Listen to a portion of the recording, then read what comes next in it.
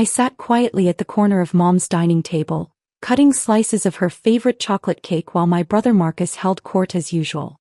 His voice filled every inch of the room, booming with the confidence of someone who'd just closed another real estate deal. Another $1 million property this quarter, Marcus announced, swirling his wine glass. That's 7 figures in commission alone. Mom, did you hear that? 7 figures. That's wonderful, sweetheart, Mom said, beaming at him from across the table. I'm so proud of you. Marcus's wife Jennifer leaned into him, her diamond bracelet catching the light. He's being modest. Tell them about the waterfront development deal. Oh, that.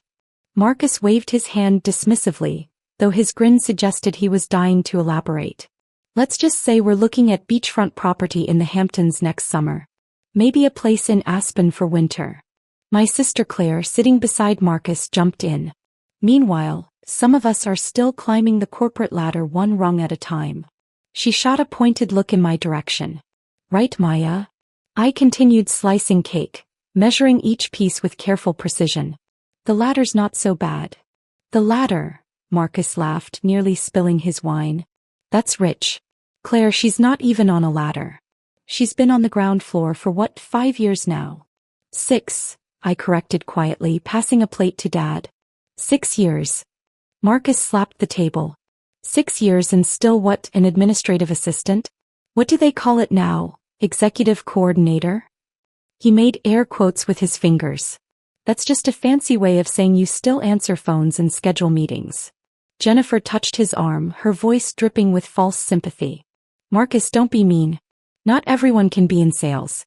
Someone has to do the support work. Claire nodded enthusiastically. Exactly. The economy needs people at all levels. There's no shame in being support staff, Maya. Honestly, I think it's great that you're so comfortable with your position. I am comfortable, I said, cutting another slice. See. Claire turned to the table. She's happy. That's what matters. Not everyone needs to be ambitious. Dad cleared his throat. Maya works for a good company. That tech firm downtown, right? What's it called again? Meridian, I said. Never heard of it, Marcus said immediately. Is it one of those startups that'll be gone in 2 years? Because Maya, I've got to tell you, job security is important. You're not getting any younger. 29 and still entry level? That's concerning. Mom set down her fork. Marcus has a point, sweetheart. Have you thought about going back to school?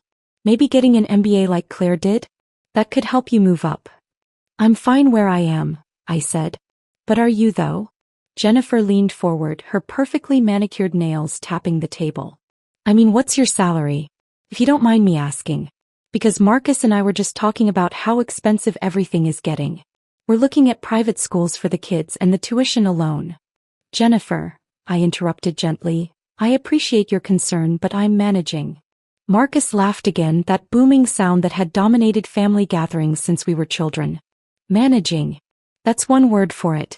Mom, remember when Maya graduated? She had all those big dreams. I'm going to change the world, she said. Remember that. I remember, Mom said softly. And now look. 6 years later, still fetching coffee and making copies. Marcus shook his head. It's sad, really. All that potential just wasted. Claire jumped back in. It's not wasted, Marcus. Maya's contributing. Every company needs good administrative support.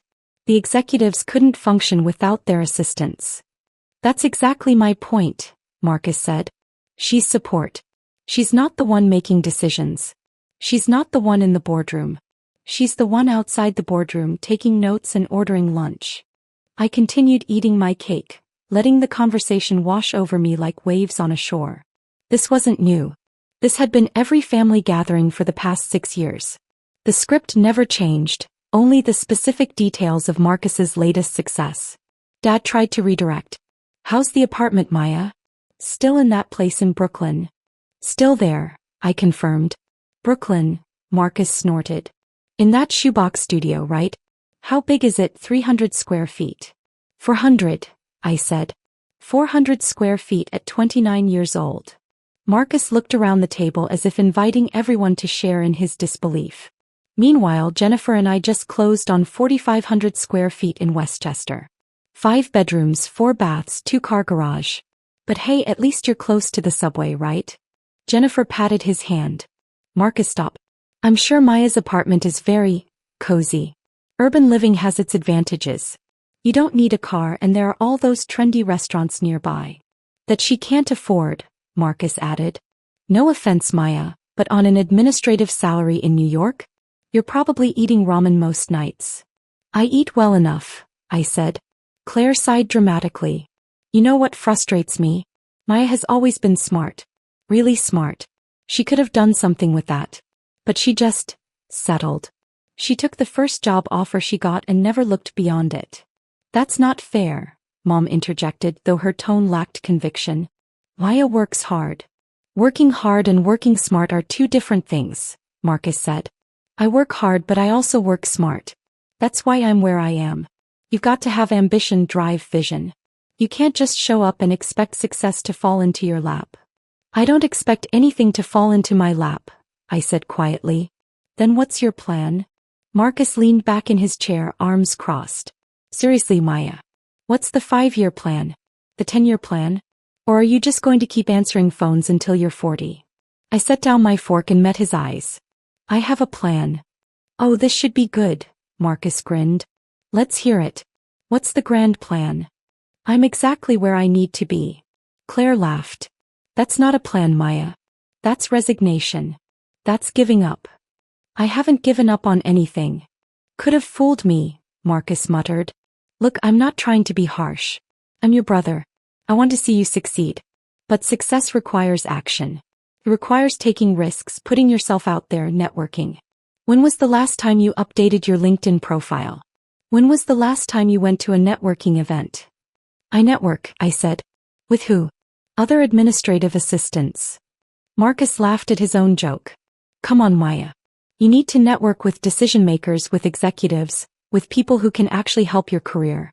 Not other people stuck in the same position you are. Jennifer nodded along. He's right. Marcus got where he is because he knows everyone. He takes clients to golf, to Yankees games, to that steakhouse in Manhattan. That's how you build a career. On an admin salary, she can't even afford the appetizers at that steakhouse, Claire said. The table fell silent for a moment, the only sound the clinking of forks against plates. I reached for my water glass, taking a slow sip while everyone watched me with varying expressions of pity and judgment. Dad tried again. What exactly does Meridian do? Technology, you said? Enterprise software solutions, I replied. Cloud infrastructure, data analytics, AI integration for Fortune 500 companies. Marcus waved dismissively. Sounds boring. And competitive. Tech is brutal right now. Layoffs everywhere. Maya, you should really be looking for something more stable. Maybe government work? Benefits are good and you can't really get fired. I'm not worried about getting fired. You should be, Claire said.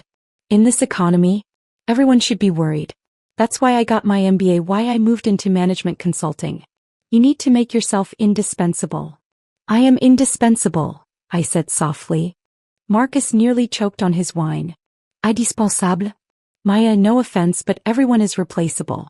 Especially in administrative roles. They can train someone fresh out of college to do your job in a week. Is that what you think? That's what I know, Marcus said firmly. It's business. Nothing personal. But the hard truth is that your role is easily replicated. Now my role? Finding high-value properties, negotiating million-dollar deals, maintaining client relationships? That takes years of experience and skill. That's indispensable. Jennifer squeezed his arm proudly. He closed a deal last month that fell through with 3 other brokers. The client specifically requested Marcus because of his reputation. That's the difference, Claire added. Reputation. Personal brand. Maya, what's your personal brand? Efficient note-taker? Punctual meeting scheduler? I smiled slightly. Something like that. Mom reached across the table and patted my hand. Sweetheart, we're just concerned. You're our daughter, our sister. We want to see you happy and successful. I am happy, I said. But are you successful? Marcus pressed. By any objective measure? Salary, title, career trajectory? Because from where I'm sitting. He was interrupted by the television in the living room, which Mom had left on low volume during dinner. Suddenly, the volume seemed to increase, or perhaps the room had simply gone quiet enough to hear it clearly. Coming up after the break, a news anchor's voice announced, an exclusive interview with the tech world's newest power player. At just 29 years old, she's revolutionizing enterprise software and leading one of the fastest-growing companies in the Fortune 500. Don't miss our exclusive sit-down with. The commercial break cut off the rest, but Marcus was already talking again. See? That's what 29 should look like. Leading companies, making an impact. Not just showing up to answer phones every day. He raised his wine glass. To success, however we each define it. Even if some definitions are more ambitious than others. Claire clinked her glass against his. To success. Jennifer joined in. To success. Mom and Dad exchanged glances but raised their glasses. To success. I lifted my water glass slightly, saying nothing. Marcus turned back to me, his expression a mixture of pity and frustration. You know what your problem is, Maya? You're too comfortable with mediocrity. You've accepted this is as good as it gets. But it doesn't have to be this way. You could still turn things around. Go back to school, switch industries, start fresh somewhere. You're not even 30 yet. There's still time. Time for what? I asked. To be someone, Marcus said. To matter. To make a difference instead of just taking up space in some office. Marcus, Dad said, a warning note in his voice. No, Dad, someone needs to say it. Maya's wasting her life and we're all just sitting here pretending it's fine. It's not fine. He should want more. She should be doing more. Maybe I am, I said quietly. Marcus laughed, that same booming laugh. Doing what? Alphabetizing files? Coordinating conference room schedules? Maya, that's not doing more. That's doing the bare minimum. The television interrupted again as the program returned from commercial break. Welcome back. I'm Sarah Chin, and tonight we have a truly remarkable guest joining us.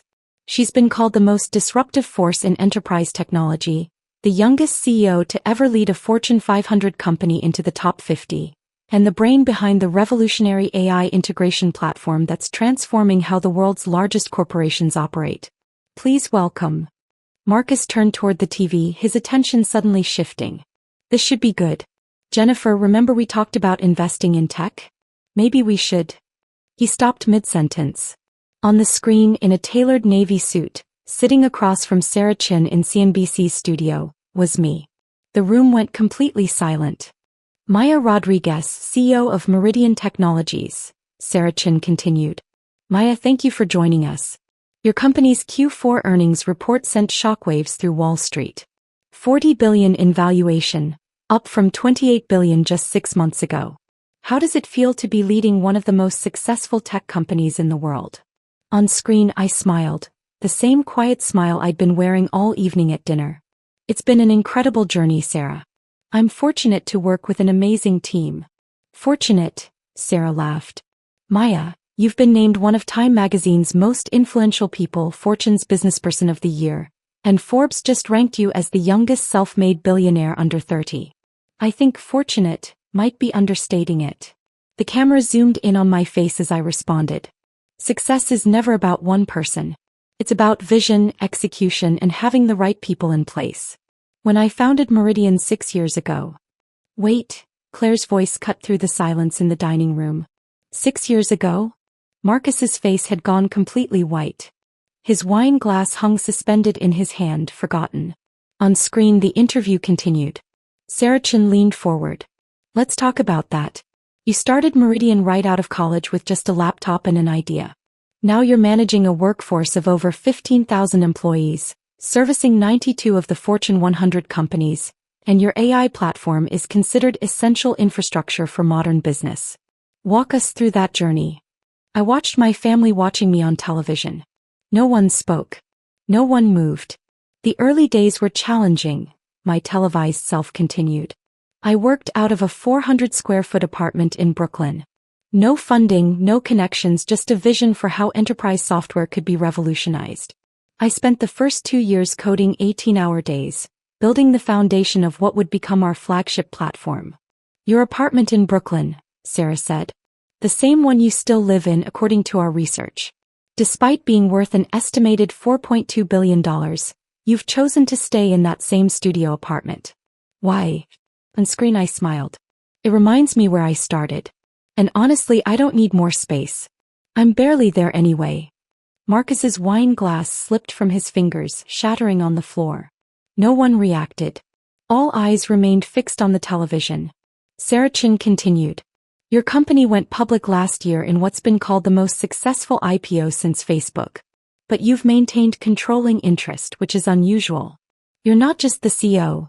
You're the founder, the majority shareholder, and according to our sources, you're still deeply involved in the actual coding and product development. Is that sustainable? I love what I do, I replied on screen. The coding, the strategy, the vision, it's not work when you're building something that matters. Our platform is processing over 3 trillion data points daily for some of the world's most important companies. That's not something I can hand off. Let's talk about those companies, Sarah said. You have contracts with 92 Fortune 100 companies. That's unprecedented market penetration for such a young company.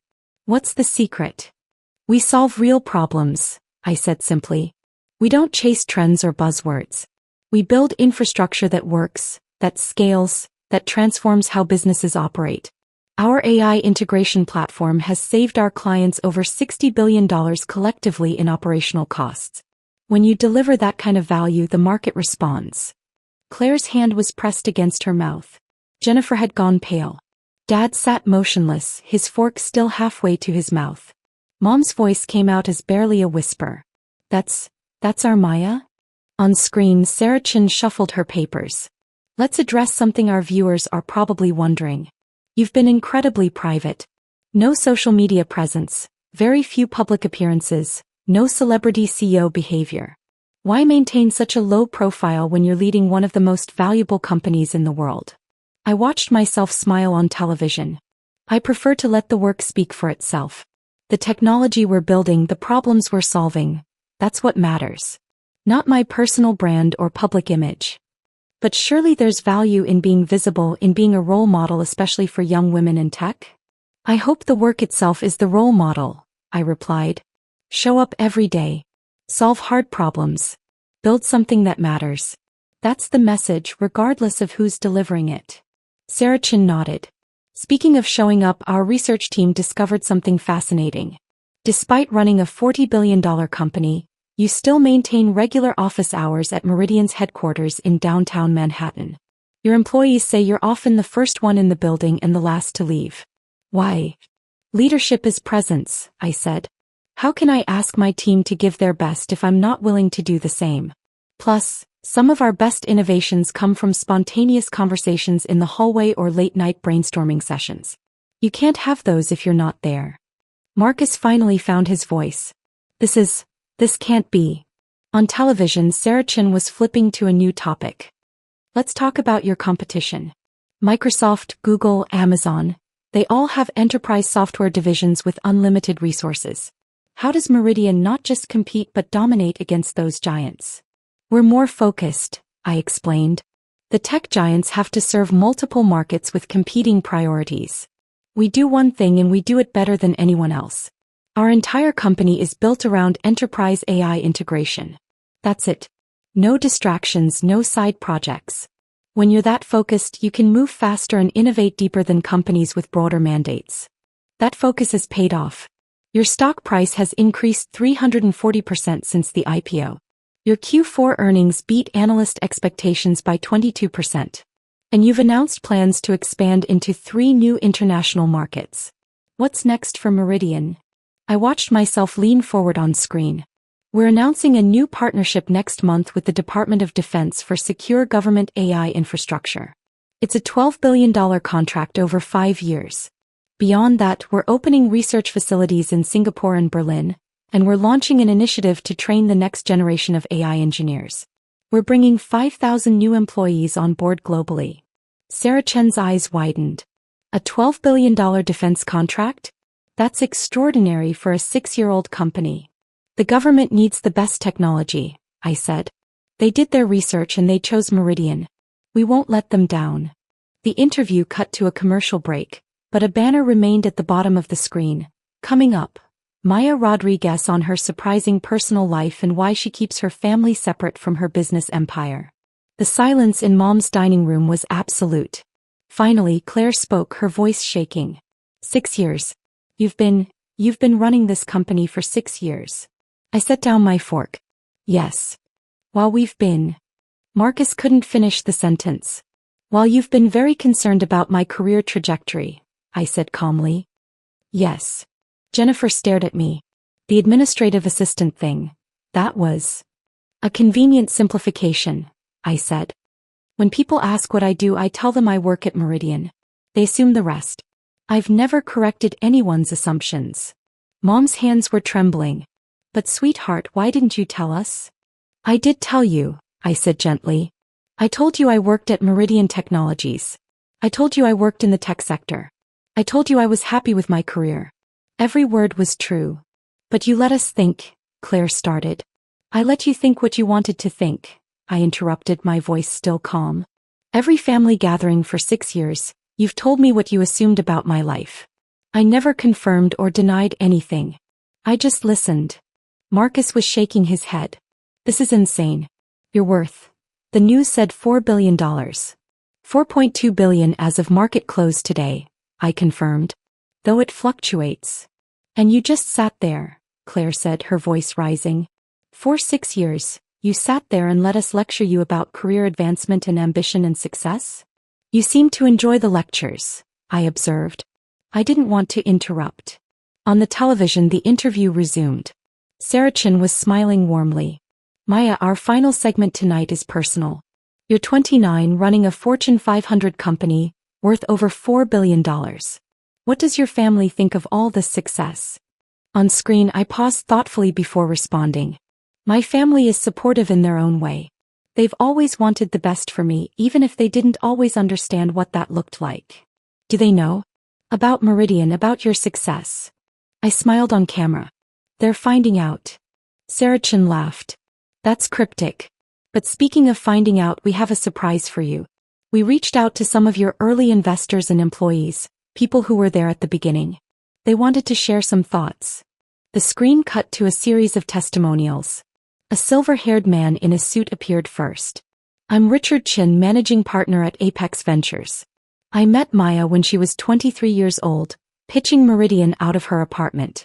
I've been a venture capitalist for 30 years, and I've never met anyone with her combination of technical brilliance and business acumen. Investing in Meridian was the easiest decision I've ever made. Another face appeared, a young woman in glasses. I'm Dr. Sarah Patel, Chief Technology Officer at Meridian. I left a senior position at Google to join Maya's team when we were just 12 people in a shared office space. Why? Because she showed me technology that was 5 years ahead of anything else in the market. She's not just a CEO, she's a once-in-a-generation technical mind. A third testimonial began.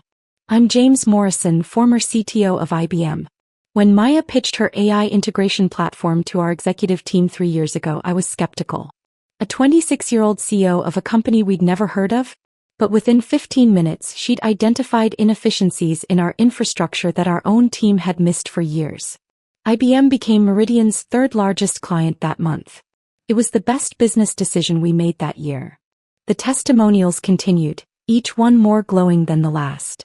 CEOs of major corporations, technology leaders, industry analysts, all praising my vision, my leadership, my impact on the industry. Marcus had his head in his hands. Claire was crying quietly. Jennifer looked like she might faint. Dad finally spoke, his voice hoarse. Maya, I don't understand.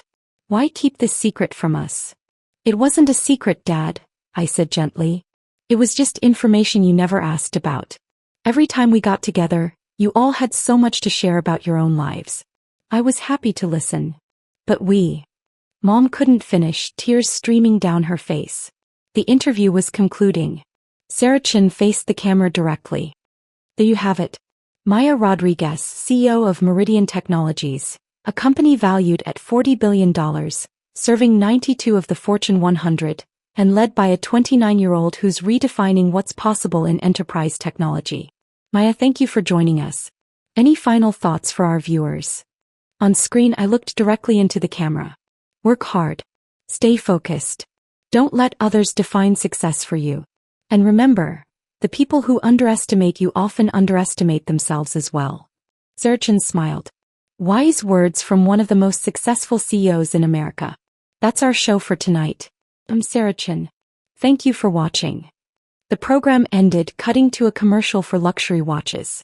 I reached for my water glass, taking another slow sip while my family processed what they'd just witnessed. Marcus finally looked up. We didn't. No. I finished for him. No, you didn't. You assumed. And I let you. But why? Claire demanded, wiping her eyes. Why let us believe you were just an administrative assistant? Why sit through all those conversations about your entry-level position? Because they were revealing, I said simply.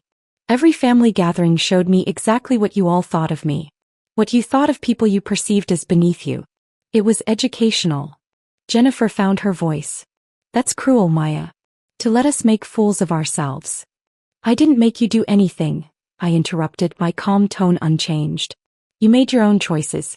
You decided that someone who answered phones must be unsuccessful. You decided that administrative work was beneath you. You decided that wealth and titles were the only measures of worth. Those were your choices, not mine. Mom reached for my hand. Sweetheart, we never meant. Yes, you did, I said, not unkindly. You meant every word. The pity, the judgment, the lectures about ambition and success. You meant all of it. You just didn't have all the information. Marcus's voice was barely a whisper. The things I said, about you wasting your life, were your honest assessment based on what you thought you knew, I finished. I don't hold it against you, Marcus. You saw someone you thought was failing and tried to help. That's actually admirable in its own way. Don't, Claire said sharply. Don't make excuses for us. We were horrible to you. You were honest, I corrected. There's a difference. You showed me who you really are when you think you're better than someone. That's valuable information. Dad cleared his throat. So what happens now? I stood, collecting the empty cake plates. Now, nothing changes. I'll keep running Meridian. You'll keep selling real estate and consulting. We'll still have family dinners. The only difference is you have more information than you did an hour ago. Nothing changes? Marcus stood abruptly. Maya, everything changes. You're a billionaire. You run a Fortune 500 company. You're on national television. And tomorrow I'll be back in that 400-square-foot Brooklyn apartment, coding until 2 a.m. because we have a product launch in 3 weeks, I said. My life doesn't change just because you now know about it. Claire wiped her eyes again. I don't understand. If you have $4 billion, why live in a studio apartment? Why keep working 18-hour days? Why not enjoy it? I am enjoying it, I said. Building Meridian, solving impossible problems, pushing the boundaries of what technology can do. That's what I enjoy. The money is just a byproduct. A measurement of value created, not the goal itself. Jennifer spoke up hesitantly. The things I said about your apartment, about not being able to afford restaurants, were based on incorrect assumptions, I said. But you weren't wrong about the apartment itself. It really is only 400 square feet. I really do take the subway. Those facts haven't changed. But you could have anything, Mom said. Mansions, cars, jewelry. Why deny yourself? I'm not denying myself anything, I explained patiently. I have exactly what I want. A space that's mine, work that matters, and a team that's changing how the world's most important companies operate. What would a mansion add to that? Marcus sank back into his chair. I called you entry-level forever. Right before the news segment. I said you'd be answering phones until you're 40. You did, I confirmed. And you just smiled and passed the cake. There was cake to pass. Claire let out a sound between a laugh and a sob. How can you be so calm about this? We've been condescending to you for 6 years. 6 years of telling you how to run your life, how to be successful, what you should be doing differently. And all along you were exactly where I needed to be, I finished. Claire, I told you that tonight. Multiple times. You just didn't believe me. Dad stood slowly, walking around the table to face me. Maya, I owe you an apology. We all do. We made assumptions and we were cruel based on those assumptions. That's inexcusable. Dad, you weren't cruel. You were concerned. There's a difference. We were cruel, Mom said firmly, joining Dad. We judged you, we pitied you, we tried to fix something that wasn't broken. And you bore it all with grace. I bore it with information you didn't have, I said. The grace was just knowing the context would shift eventually. Marcus looked up. Is that why you came tonight? To see our reactions when we found out. I came because it's Mom's birthday, I said simply. The timing of the interview was coincidental. CNBC's been trying to book me for 8 months. I finally said yes. But you knew we'd see it, Claire said. You knew we'd be watching TV. I suspected, I admitted. Mom always has CNBC on during dinner. You all like watching the market updates. It seemed likely. Jennifer shook her head slowly. You planned this. The whole thing. Let us dig ourselves deeper and deeper then. I didn't plan anything, I interrupted. I just didn't correct your assumptions. There's a difference between planning someone's humiliation and simply allowing them to reveal themselves. The room fell silent again. In the background, CNBC had moved on to other news, but the damage was done. The entire family sat in various states of shock, processing the revelation that the person they'd been pitying and lecturing for 6 years was actually one of the most successful people in their industry. Finally, Mom spoke. What can we do, sweetheart? To make this right? Nothing needs to be made right, I said. You all shared your honest opinions. Now you have more context for those opinions. That's life. People learn and grow. But we hurt you, Claire insisted. Did you? I asked genuinely. I've been too busy building a company to worry much about family dinners. Your opinions, while noted, didn't really impact my day-to-day life. Marcus flinched. That's somehow worse. That we mattered so little that our cruelty didn't even register. That's not what I said, I corrected gently. I said it didn't impact my work. You're my family. You matter. But you don't define me. No one does. Dad pulled out a chair and sat down heavily. I don't know what to say. I'm proud of you, obviously. Amazed. But also ashamed that I didn't see it, didn't ask better questions, didn't assume the best instead of the worst? I suggested. He nodded slowly. Yes. That. I finished collecting the plates and carried them to the kitchen. For what it's worth, I understand why you made the assumptions you did. Administrative assistant is a common entry-level position. Most people in those roles do stay at that level. You applied statistical probability to limited information. It was logical.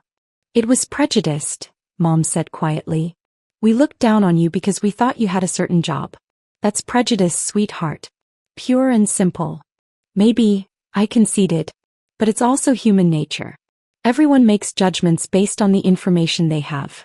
The key is being willing to update those judgments when new information appears. Claire stood up, walking to the kitchen doorway. Are you really going to act like this is all fine?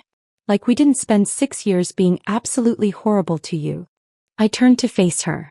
Claire, I'm not going to pretend you were kind. You weren't. But you were honest. You showed me exactly what you thought of people you perceived as less successful than yourselves. That's valuable data. Data, she repeated. You're talking about your family like we're a research project. No, I said firmly. I'm talking about you like you're people who made mistakes based on incomplete information. That's very different from malice. Marcus appeared in the doorway beside Claire. What about the things I said?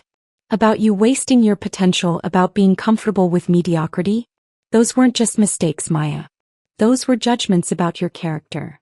Based on what you thought you knew about my circumstances, I pointed out. If I actually had been an administrative assistant struggling to advance, would those words have been cruel or motivational? He paused. I don't know. Exactly, I said. Context matters. Intent matters. You thought you were pushing me to want more for myself. You just didn't realize I already had more than you could imagine. Jennifer stepped forward hesitantly. The interview. When she asked about your family, you said we were supportive in our own way. Did you really mean that? Yes, I said simply. You've always wanted the best for me. You just had very specific ideas about what the best looked like. That's not lack of support, it's just narrow vision. That's generous, Dad said. More generous than we deserve. I dried my hands on a towel. Dad, I don't keep score. I built a company. You're proud now that you know. That's enough. Is it though? Mom asked. Maya, we missed everything. Your company's founding, your IPO, your success. We missed it all because we were too busy judging you to actually see you. You saw what you expected to see, I said. Everyone does that. The difference is whether you're willing to see differently when evidence changes. The television in the living room cut to a new segment. The anchor's voice carried into the kitchen. In related news, Meridian Technologies announced after hours that their Q1 projections exceed analyst expectations by 30%, citing expanded government contracts and new international partnerships. Stock prices are already climbing in after-hours trading, up 7%. Maya Rodriguez's personal net worth is estimated to have increased by approximately $200 million since our interview aired just 1 hour ago. Marcus let out a sound like all the air had left his body. 200 million. In an hour. Markets react quickly, I said, returning to the dining room. It'll stabilize. Claire followed me back to the table. How do you live with that? Knowing your worth changes by millions every day? How do you stay grounded? By remembering it's just numbers, I said. The work is what matters. The team, the technology, the problems we solve. Whether I'm worth 4 billion or 6 billion doesn't change the code I write or the strategy sessions I lead. But it has to change something, Jennifer insisted. You can't just ignore that kind of wealth. I don't ignore it, I explained. I've established scholarships for computer science students, funded research initiatives, invested in education programs. The wealth is a tool, not a trophy. It enables work that matters. Dad leaned forward. The things you've accomplished, Maya. The impact you're having on an entire industry. We should have known. We should have seen the signs. What signs? I asked. I work long hours, live modestly, and don't talk much about my job. That describes millions of people. There were no signs because I didn't leave any. That was deliberate, Marcus said. You wanted us to underestimate you. No, I corrected. I didn't want my family relationships complicated by my professional success. I wanted dinners like this to be about family, not about my company. But you all made it about careers anyway. Just with incomplete information. Mom wiped her eyes again. What do we do now? How do we move forward from this? I looked around the table at my family, shocked, ashamed, struggling to reconcile the person they thought they knew with the person they'd just discovered. We move forward the same way we always have, I said calmly. We have family dinners. We celebrate birthdays. We stay connected. The only difference is now you know why I smile when you give me career advice. I'll never give you career advice again, Marcus said quietly. Why not? I asked. You're successful in your field. Your advice might be valuable. Just maybe ask a few more questions first before making assumptions. Claire shook her head in disbelief. You're really not angry. After everything we said, everything we implied about you. You're genuinely not angry. I'm not, I confirmed. I'm busy building something that matters. I don't have time for anger over assumptions people made with limited information. Life's too short and there's too much work to do. The dining room fell silent once more. Outside, the sound of New York traffic filtered through the windows. Somewhere in the city, my company's headquarters stood 47 floors tall, with my name on the building and 15,000 employees working to change how the world's most important companies operate. But here in Mom's dining room, surrounded by half-eaten birthday cake and shattered assumptions, I was just Maya. The same person I'd been 6 years ago when I founded Meridian. The same person I'd been at every family dinner since. The only difference was now they knew. And whether that knowledge changed anything beyond tonight remained to be seen.